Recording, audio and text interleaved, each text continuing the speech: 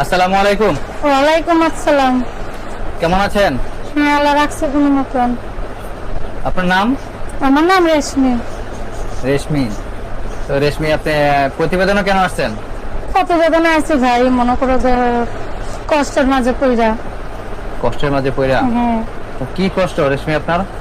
কি কষ্ট, মনে করো যে ছোটবেলা মনে করো মা মারা গেছে, বাবা আর একটা বিয়া করে চলে গেছে, সৎ মার কাছে থাকতে মনে করো অত্যাচার করে, সেই জন্য নানির কাছে আইসা পড়ছে।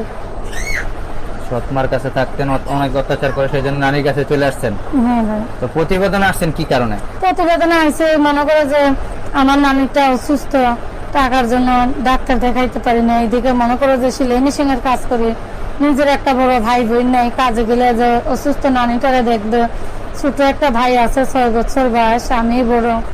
আজকাল মনে করো যে মা যদি মারা যায়, মনে করো বাবা আর বাবা থাকে না, বিয়া করে মনে করো যে অন্যরকম হইয়া যায়, মনে করো তাকে বাচ্চা কাচ্চাকে ভালোবাসে, মনে করো আমরা যে মায়া, আমাকে মনে করো মায়া বলে জিজ্ঞাসা করে না, মনে করো আমাকে অনেক কষ্ট, ভাগ্য যে এত কষ্ট পাবো জীবনে কখনো ভাবি নাই, মা মারা যাওয়ার পরে।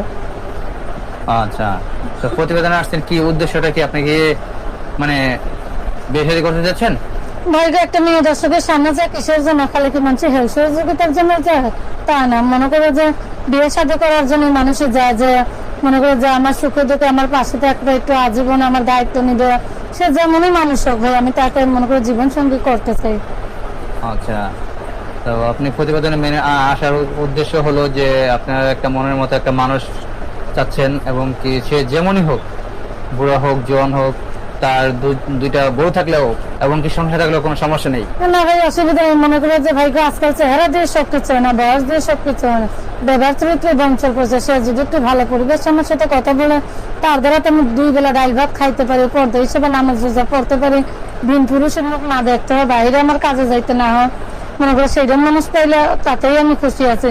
আমাকে মনে করো যে কষ্টের সীমানা নাই, আমাকে ভিটা বাড়িটা পর্যন্ত বন্ধক আছে, আমার নানির চিকিৎসা করছে, নানির জমিনটা আমারই দিছিল, মনে করো সেই বাড়িটা পর্যন্ত আমি বন্ধক রাখছি, মনে করো বর্তমানে আমাকে মনে করো ভিটা বাড়ি এখন তো মনে করো যে বন্ধক আছে বলে আমরা ভাড়া আছি মানুষের বাড়িতে। আচ্ছা, আপনার বয়স কত? এই তো 18। 18 বছর বয়স আপনার? হ্যাঁ। আপনি তো বিয়ে শাদী করেন নাই, তাই না? না ভাই, বিয়ের সাথে বলে তো মনে করো তাহলে কার প্রতিবেদনের সামনে যাইতাম, আর আজ থেকে তাহলে ভালো মনের মানুষ চাইতাম। অনেকে আছে যে বিয়ে শাদী করার পূর্বেও বলে যে আমি বিয়ে শাদী করি নাই, আপনি তো আবার এমনটা না। না না ভাই, মিথ্যে কথা বলা, উপরে তো একটা আল্লাহ আছে বুঝছো, দর্শকের চোখ ফাঁকি দিব, আল্লাহর চোখ তো কখনো ফাঁকি দিতে পারবো না, আর বছর একদিন না একদিন করবেই ভাই। তো আপনাকে দেখে তো মোটামুটি সুন্দরী মনে হচ্ছে, তো আপনার সাথে যদি কেউ যোগাযোগ করতে চায়